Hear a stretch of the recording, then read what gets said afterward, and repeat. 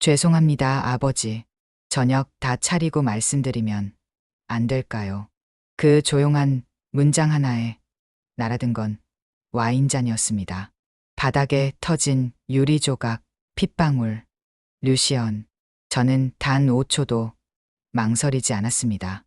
초인종을 누르려던 손가락을 거두고 도어락 비밀번호를 눌렀습니다. 삐삑삐삑.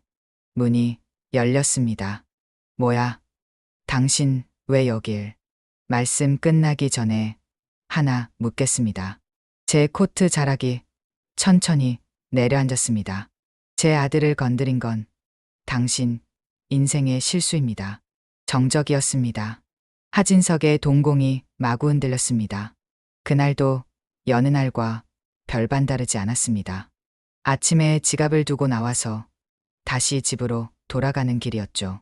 하나밖에 없는 아들, 이한이가 집에서 가까운 곳에 살고 있으니 한번 들러보자 싶었습니다. 결혼한 지 반년이나 됐는데도 아들이란 녀석이 아버지에게 연락이 뜸했거든요. 그땐 참 그게 자연스러운 일인 줄 알았습니다. 신혼이니까 바쁘겠거니 하고 말이죠. 검은 코트를 벗어놓고 거실로 들어섰을 때 바닥에는 유리 조각과 피가 흩어져 있었고 제 아들은 그 한복판에서 떨고 있었습니다. 이하는 고개를 들지 못했습니다. 입술 한켠에 붉은 자국이 있었고 손목에는 누군가 세게 잡은 흔적이 남아 있었습니다. 26살 아들의 어깨는 여전히 어린 시절처럼 움츠러들어 있었죠. 시아버님, 이게 무슨... 며느리 진혜가 일어서며 목소리를 가다듬었습니다. 저는 그 아이를 보지 않았습니다. 시선은 오직 하진석에게만 고정되어 있었죠. 예술 갤러리를 운영한다는 그 인간은 지금 제 아들 머리 위에 서서 마치 자신이 이 집의 주인인 양 허리에 손을 얹고 있었습니다. 진정하세요, 시아버님. 단순한 부부싸움입니다. 부부싸움. 저는 천천히 그 단어를 되뇌었습니다. 저는 검사로만 22년이란 긴 세월을 살아왔습니다. 수많은 가해자들의 변명을 들어왔죠. 그들은 항상 그렇게 말했습니다. 단순한 다툼이었습니다. 실수였습니다. 그럴 의도는 아니었습니다. 살아보니 알겠더군요. 정이라는 게 때론 무기처럼 쓰일 수 있다는 걸요. 저는 소파 앞에 무릎을 꿇었습니다. 이한의 떨리는 손을 제 손으로 감쌌죠. 이한아, 그제야 아들이 고개를 들었습니다. 그 눈 속에는 혼란과 두려움, 그리고 자신이 뭔가 잘못했다는 자책이 가득했습니다. 아빠가 늦었구나. 그 한마디에 이한의 어깨가 덜덜 떨렸습니다. 아빠, 저 잘못했나 봐요. 진의 누나가 서명하라고 했는데 저는 무서워서 잘못한 게 없어. 제 목소리는 낮았지만 확신에 차 있었습니다. 뒤에서 하진석의 한숨 소리가 들렸습니다. 짜증과 불편함이 섞인 그 소리요. 저는 천천히 일어났습니다. 그리고 돌아서서 하진석을 마주봤죠. 그땐 참 그게 맞는 줄 알았습니다. 나이 들면 조용히 살아야 하는 거라고 말이에요. 검사 시절의 날카로움도 내려놓고 그저 평범한 아버지로 살아가는 게 맞다고 생각했어요. 잘못 생각했던 거죠. 한 가지 묻겠습니다. 제 시선이 하진석의 오른손으로 향했습니다. 검지에 미세한 상처가 있었어요. 아마 와인잔이 깨지면서 생긴 것이겠죠. 제 아들에게 손을 대신 이유가 있습니까? 시아버님, 오해가 있는 것 같은데요. 다시 묻겠습니다. 저는 한 걸음 앞으로 나아갔습니다. 제 아들에게 손을 대신 이유가 있습니까? 정적이 흘렀습니다.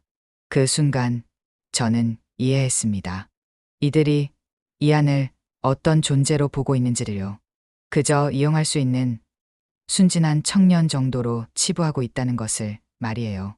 하지만 이들이 놓친 게 있었습니다. 이하는 단순한 청년이 아니었습니다. 그는 제 아들이었거든요. 그리고 저는 류시언이었습니다. 문득 책상 위에 놓인 서류들이 눈에 들어왔습니다. 계약서, 위임장, 그리고 이안의 도장이 찍힌 각종 문서들이요. 제 안에서 뭔가 차갑게 응고되기 시작했습니다. 22년 동안 잠들어 있던 것이 깨어나고 있었어요. 그날 밤 집으로 돌아와 오래된 앨범을 꺼냈습니다. 이안이 5살 때 찍은 사진이 있었어요. 놀이터에서 혼자 그네를 타고 있는 모습이었죠. 다른 아이들은 함께 뛰어노는데 우리 아이만 멀찍이 떨어져서 조용히 앉아 있었습니다. 그땐 참 그게 인성격인 줄만 알았습니다. 검사 시절 이야기를 해야겠군요. 서울중앙지검 특수부에서 22년을 보냈습니다. 살인범, 조폭, 재벌 사기범들을 법정에 세웠죠. 그들은 대부분 제 앞에서 고개를 숙였습니다. 류 검사님 앞에서는 거짓말이 안 통한다는 말이 검찰청에 돌았어요. 저는 그게 자랑스러웠습니다. 정의를 실현하고 있다고 믿었거든요. 아내 수정이와는 신혼 때부터 바쁜 생활이었습니다. 밤늦게 들어와서 아침 일찍 나가는 날이 대부분이었죠. 그래도 이안이 태어났을 때는 행복했어요. 작고 예쁜 아들이었습니다. 하지만 시간이 지나면서 뭔가 다르다는 걸 느꼈습니다. 이안은 잘 웃지 않았어요. 눈을 잘 마주치지도 않았고요. 다른 아이들처럼 엄마, 아빠를 또박또박 말하지도 못했습니다. 늦된 건 아닐까요? 수정이가 걱정스럽게 말했을 때 저는 이렇게 답했어요. 남자아이들은 원래 말이 늦어. 걱정할 것 없어. 살아보니 알겠더군요. 무지라는 게 때로는 잔인할 수 있다는 걸요. 이안이 8살이 되던 해 학교에서 연락이 왔습니다. 상담 선생님과 면담을 하자는 거였어요. 이안이가 수업을 따라가기 힘들어해요. 한번 정밀 검사를 받아보시는 게 어떨까요? 그때도 저는 대수롭지 않게 생각했습니다. 그저 조금 늦은 아이라고 여겼거든요. 대학병원에서 며칠에 걸쳐 검사를 받았습니다. 의사 선생님이 저희 부부를 따로 불렀어요. 자폐 스펙트럼 장애, 경계선 지능입니다. 그 말을 듣는 순간 세상이 조용해졌습니다. 제가 그동안 법정에서 만났던 흉악범들 앞에서도 흔들리지 않았는데 그 진단서 한 장 앞에서는 완전히 무너졌어요. 치료하면 나아질 수 있나요? 완치라는 개념은 없습니다. 하지만 꾸준한 치료와 교육으로 많이 좋아질 수 있어요. 수정이는 울었습니다. 저는 말이 나오지 않았어요. 그날 밤 저는 처음으로 느꼈습니다. 무력함이라는 걸요. 법정에서 아무리 강했어도 제 아들 앞에서는 그저 무능한 아버지일 뿐이었습니다. 그 후로 저희 부부는 달라졌습니다. 수정이는 이안의 치료에 매달렸어요. 언어치료, 행동치료, 감각통합치료. 하루 종일 병원과 치료실을 오가며 아들을 돌봤습니다. 저는 더 늦게 들어왔습니다. 집에 있으면 답답했거든요. 사건에 몰두하는 게 차라리 나았어요. 당신은 도대체 뭘 하는 거예요? 어느 날 수정이가 폭발했습니다. 이안이가 이 모양인데 당신은 맨날 사건 이야기만 해요. 아들이 힘들어하는 게 안 보여요? 내가 돈을 벌어야 치료비라도 되지. 그게 제가 할 수 있는 최선의 변명이었습니다. 하지만 정말로는 무서웠어요. 제 아들의 다른 모습을 인정하기가 말이에요. 이안이 12살이 되던 해 수정이가 말했습니다. 이혼해요. 갑자기 왜 그런 소리를. 당신한테는 이안이가 없는 것 같아요. 아니, 애초에 가족이라는 게 없었던 것 같아요. 그 말이 가슴에 박혔습니다. 이안이는 제가 키울게요. 당신은 당신 일이나 하세요. 수정이는 조용히 말했어요. 화를 내지도 않았습니다. 그게 더 서글펐어요. 이혼 서류에 도장을 찍던 날, 이한이 물었습니다. 아빠, 엄마가 왜 가요? 뭐라고 답해야 할지 모르겠더군요. 아빠가 잘못했단다. 이한은 고개를 끄덕였습니다. 이해했는지 못했는지도 모르겠었어요. 그 후 5년을 더 검사로 살았습니다. 하지만 예전과는 달랐어요. 법정에 서 있어도 마음 한편은 항상 이한에게 가 있었습니다. 이한은 특수학교를 다녔어요. 한 달에 2번씩 만났는데 갈 때마다 조금씩 달라져 있었습니다. 키도 크고 말도 늘었고요. 아빠, 저 그림 그려요. 이한이 보여준 그림은 놀라웠습니다. 컴퓨터로 그린 디지털 아트였는데 어른이 그린 것 같았어요. 와, 이한이가 이런 걸 그릴 줄 아는구나. 네, 선생님이 재능이 있다고 하셨어요. 그 순간 깨달았습니다. 이 아이에게는 저만의 세계가 있다는 걸요. 제가 이해하지 못했던 특별한 무언가가 있었던 거예요.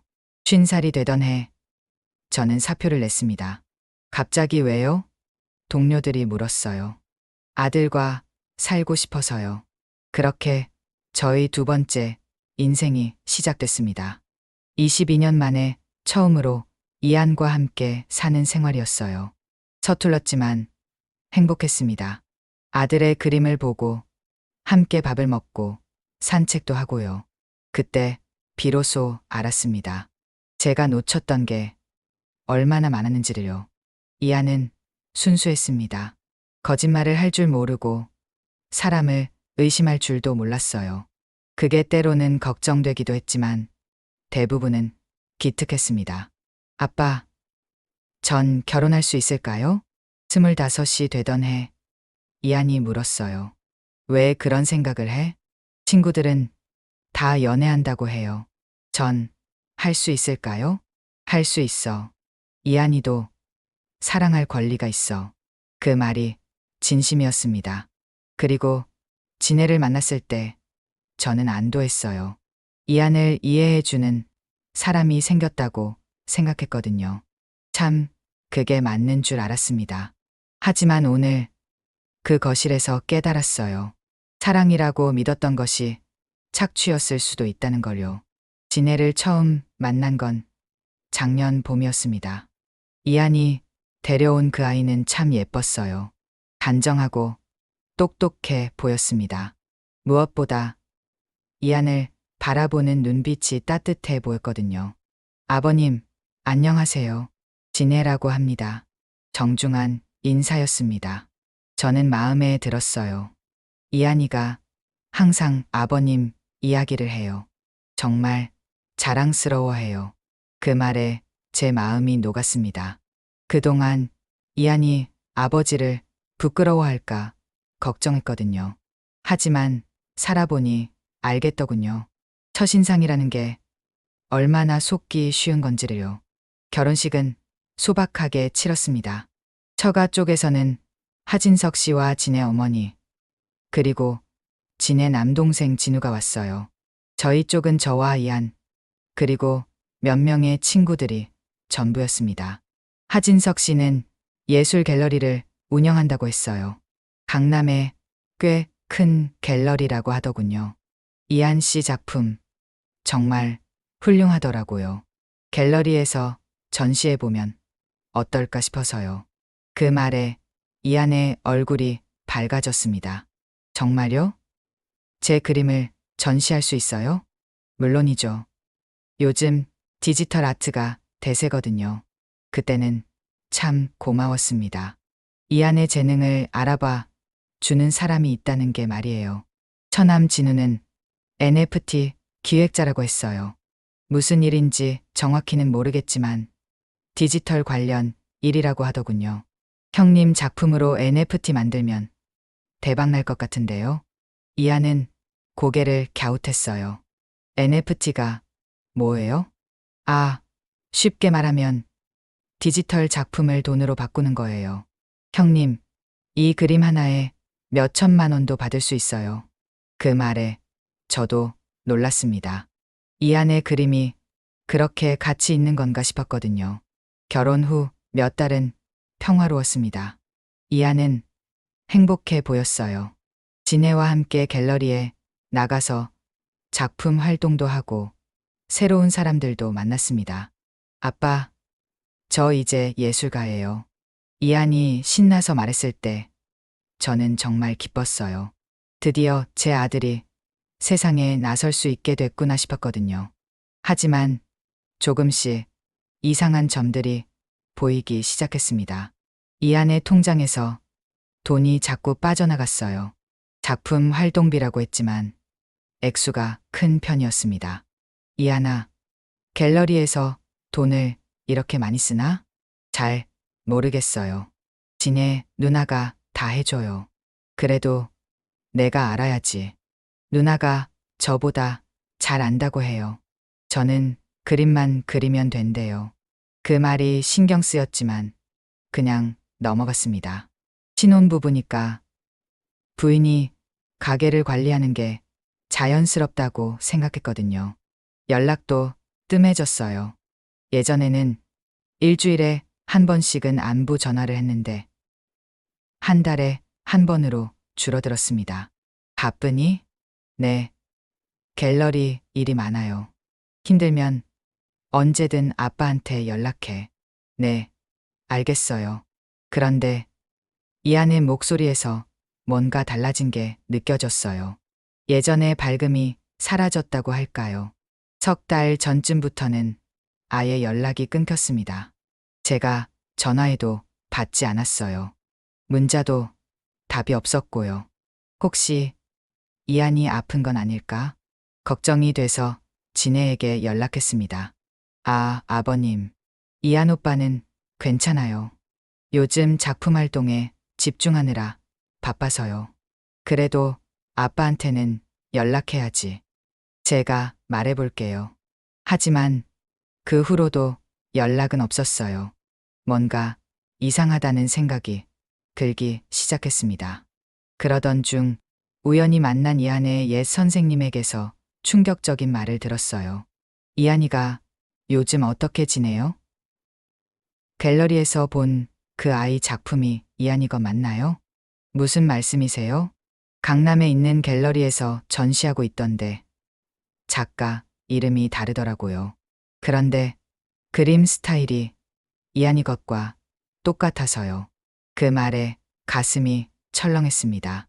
혹시 갤러리 이름이 뭔가요? 하진석 갤러리였던 것 같은데요. 집에 돌아와서 인터넷으로 찾아봤습니다. 정말로 이안의 그림과 똑같은 작품들이 전시되어 있었어요. 하지만 작가 이름은 다른 사람이었습니다. 그때부터 하나씩 퍼즐이 맞춰지기 시작했어요. 이안의 재능을 이용하려는 사람들, 순수한 아들을 속여서 작품을 빼앗아가는 구조, 그리고 그 중심에 있는 처가 식구들. 감정 해석이 서툰 이안은 사랑과 착취를 구분하지 못했을 거야. 그 생각이 드니까 가슴이 아팠습니다. 제가 너무 안일했던 거예요. 이안이 결혼했으니까 이제 안전하다고 누군가 돌봐줄 사람이 생겼다고 생각했던 거죠. 하지만 현실은 달랐습니다. 이안은 더 위험한 곳에 던져진 거였어요. 가족이라는 이름으로 포장된 착취의 한복판에 말이에요. 그날 오후 지갑을 가지러 집에 들렀다가 이안의 집에 가보기로 했습니다. 뭔가 확인해야 할 것 같았거든요.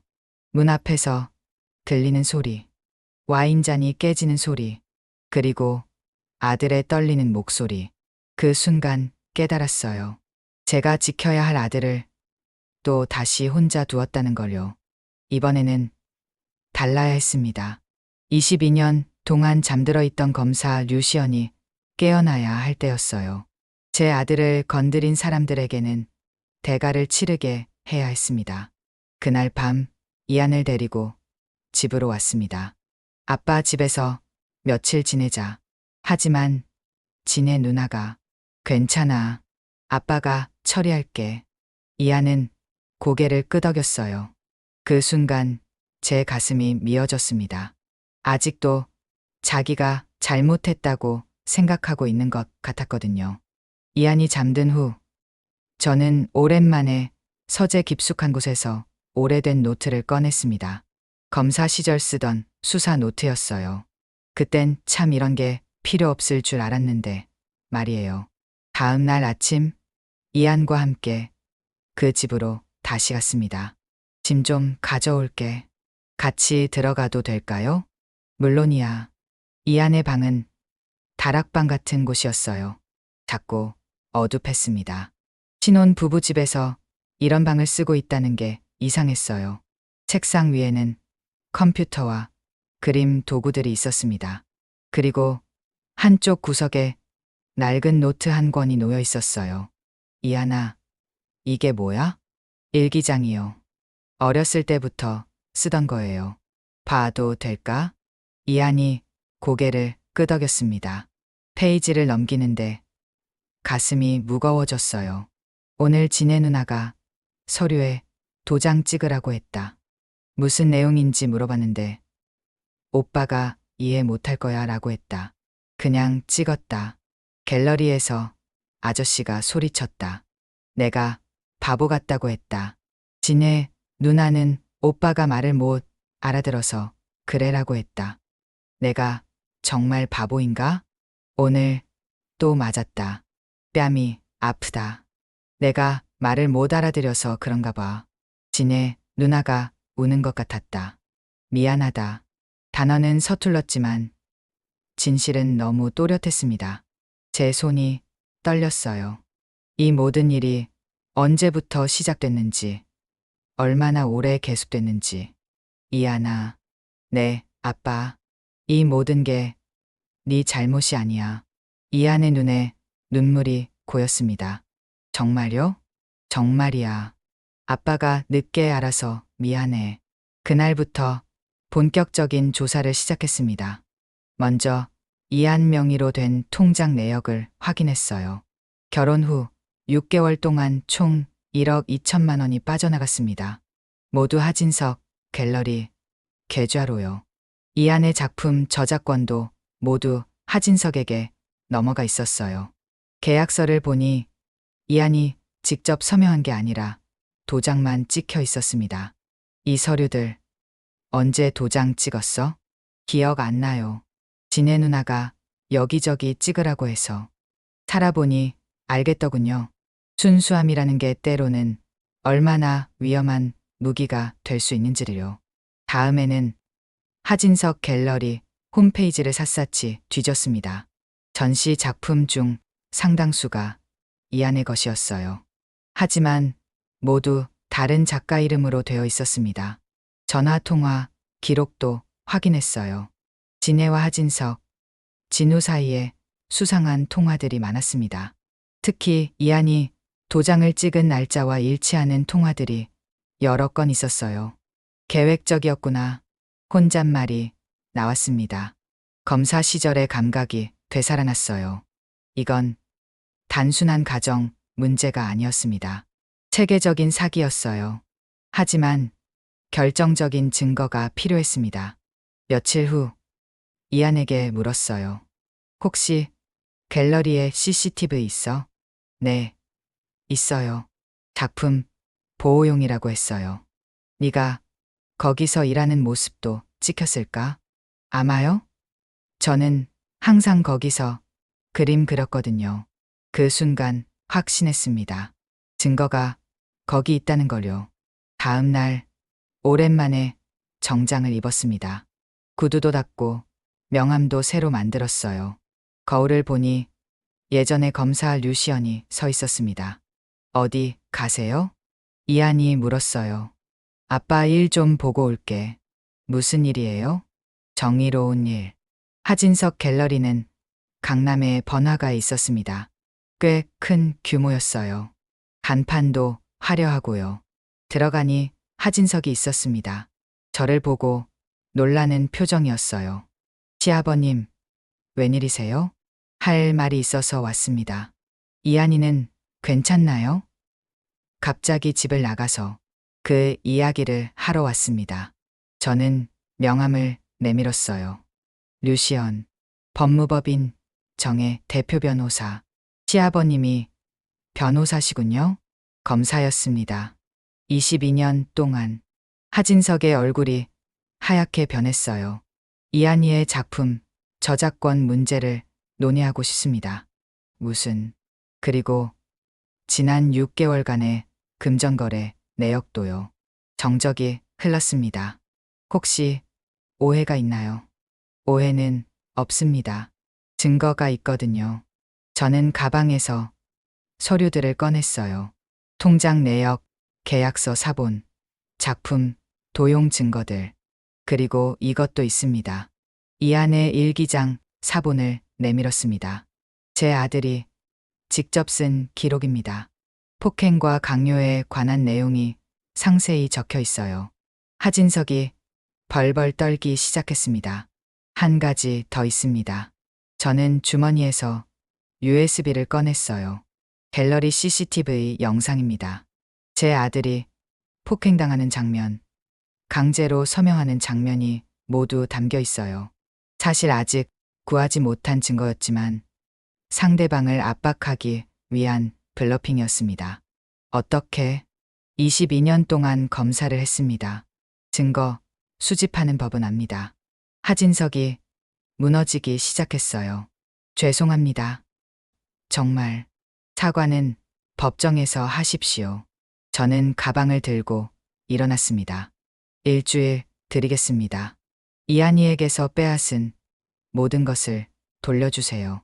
돈, 작품, 저작권, 모든 것을 말입니다. 그리고 한 가지 더. 문을 나서며 마지막으로 말했어요. 제 아들은 건드리면 안 되는 사람이었습니다. 그걸 너무 늦게 알려드린 것 같네요. 갤러리를 나서며 휴대폰이 울렸습니다. 진혜에게서 온 전화였어요.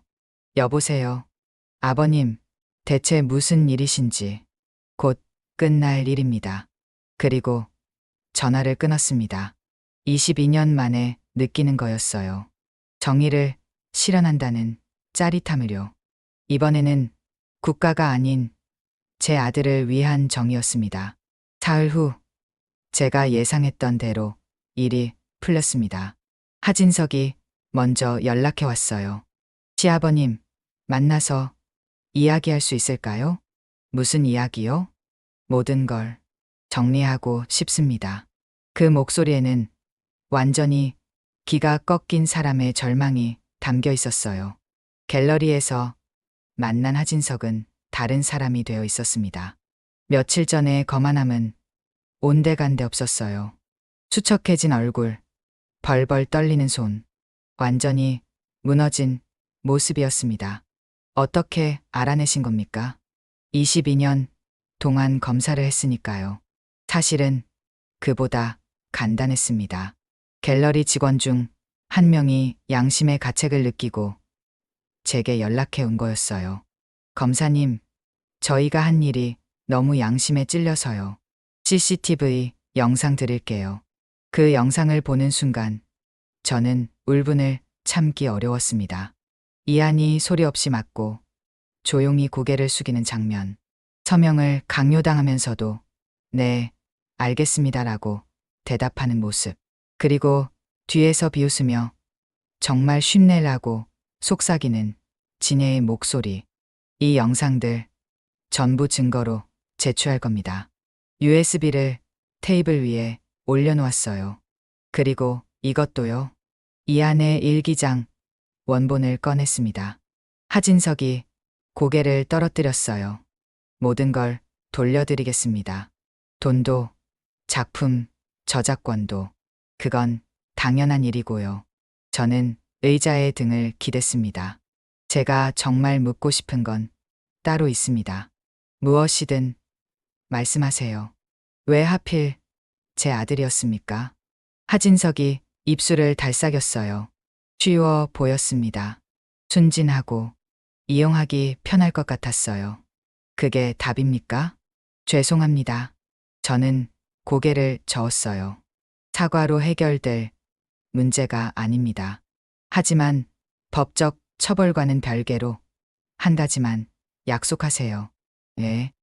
다시는 이런 일 하지 마세요. 약한 사람을 이용해서 돈 벌려고 하지 마시고요. 하진석이 고개를 끄덕였습니다. 그리고 진혜에게 전해주세요. 이혼 서류는 제가 준비하겠다고요. 그날 저녁 집으로 돌아온 저는 이한과 마주 앉았습니다. 다 끝났어. 정말요? 응. 네 작품도 돌아오고 돈도 다시 돌려받을 거야. 이한의 얼굴에 안도의 표정이 스쳤어요. 아빠, 저 바보 맞나요? 그 질문에 가슴이 아팠습니다. 아니야. 넌 바보가 아니야. 그럼 왜 이런 일이? 사람을 믿는 게 바보인 건 아니야. 나쁜 사람들이 너의 순수함을 이용한 거지. 이한이 고개를 끄덕였어요. 앞으로도 사람을 믿어도 될까요? 물론이야. 하지만 이제는 아빠가 옆에 있을 거야. 뭔가 이상하면 언제든 말해. 네, 아빠. 그날 밤 이한이 잠든 후 저는 오랫동안 생각했습니다. 22년 동안 검사로 살면서 수많은 사건을 다뤘지만 이번만큼 가슴 아픈 일은 없었어요. 왜냐하면 피해자가 제 아들이었으니까요. 하지만 동시에 깨달았습니다. 제가 정말 지켜야 할 것이 무엇인지를요. 국가의 정의도 중요하지만 때로는 가족의 정의가 더 소중할 수 있다는 걸요. 한 달 후 모든 일이 정리됐습니다. 이한의 돈은 전액 돌아왔고 작품 저작권도 되찾았어요. 하진석은 사기 혐의로 기소됐고 진혜와는 이혼이 성사됐습니다. 아빠, 이제 뭘 하면 될까요? 이한이 물었어요. 네가 하고 싶은 거 해. 그림 그리고 싶어요. 하지만 이번에는 제대로 하고 싶어요. 그럼 아빠가 도와줄게. 저는 작은 갤러리를 하나 임대했습니다. 화려하지는 않지만 깨끗하고 따뜻한 곳이었어요. 이한 아트 갤러리라는 간판을 달았습니다. 이한의 첫 개인전이 열린 날 많은 사람들이 왔어요. 이한의 옛 선생님들, 학교 친구들, 그리고 이한의 작품을 진심으로 좋아하는 사람들이요. 와, 정말 멋져요. 이런 그림은 처음 봐요. 사람들의 진심 어린 감탄사를 들으며 이한의 얼굴이 환해졌습니다. 아빠, 사람들이 제 그림을 좋아해 주네요. 당연하지. 너의 그림은 정말 특별하거든. 그날 저녁 갤러리 정리를 마치고 집으로 돌아가는 길이었어요. 아빠. 응? 고마워요. 뭐가? 저를 지켜줘서요. 그리고 믿어줘서요. 그 말에 눈시울이 뜨거워졌습니다. 아빠야말로 고마워. 예. 아빠에게 정말 소중한 걸 가르쳐줘서. 뭐요? 가족이 뭔지 말이야. 그날 밤 저는 오래된 앨범을 다시 꺼냈습니다. 이한이 5살 때 찍은 그 사진이요. 놀이터에서 혼자 그네를 타고 있던 사랑스런 내 아들. 이제는 그 의미를 알겠어요. 이한이는 혼자였던 게 아니라 자신만의 세계를 가지고 있었던 거예요. 그리고 저는 이제 그 세계의 든든한 문지기가 되기로 했습니다. 아무나 함부로 들어올 수 없는 우리 이한이를 진심으로 사랑하는 사람들만 들어올 수 있게 하는 그런 든든한 문지기 말이에요. 살아보니 알겠더군요. 정의라는 게 꼭 법정에서만 실현되는 건 아니라는 걸요. 때로는 가족을 지키는 것 자체가 가장 큰 정의일 수 있다는 걸요. 그리고 사랑이라는 게 때로는 가장 강력한 무기가 될 수 있다는 것도요. 제 아들을 건드린 사람들은 이렇게 될 줄 감히 몰랐을 겁니다. 이한이 뒤에는 22년 동안 정의를 위해 싸운 검사였던 아버지가 서 있었다는 걸요. 이제 저는 새로운 삶을 시작합니다. 검사 류시언이 아닌 이안의 아버지 류시언으로 말이에요. 그리고 이것이야말로 제 인생에서 가장 중요한 사건이었던 것 같습니다. 1년 후 우리 이안이는 성공한 예술가가 됐습니다. 진심으로 그의 작품을 좋아하는 사람들에게 둘러싸여 행복하게 예술 활동을 하고 있어요. 그리고 저는 여전히 그의 곁에 있습니다. 세상에는 아직도 제 아들 이안이 같은 선한 사람들을 이용하려는 나쁜 사람들이 많아요. 하지만 이제는 두렵지 않습니다. 왜냐하면 이제 저는 알거든요. 가족을 지키는 일이야말로 제가 할 수 있는 가장 중요한 일이라는 걸요. 그리고 그 일을 위해서라면 언제든 다시 싸울 준비가 되어 있습니다. 제 아들의 이름은 류이안입니다. 그리고 저는 그의 아버지, 전 대법검사 류시언입니다. 기가 막힌 극적인 사연들을 보며 마음에 드셨다면 드넓은 마음으로 좋아요와 구독과 알람 설정 부탁합니다. 이 사연들을 보시고 마음에 생각나는 장면이 있으셨다면 도란도란 댓글 남겨주셔요. 어른의 매력적인 한마디가 다른 분들께도 즐거운 울림이 될 수 있다는 사실 아셨으면 좋겠습니다. 정말 감사합니다. 건강이 최고입니다. 맛있는 음식 끼니 거르지 말고 잘 챙겨 드세요.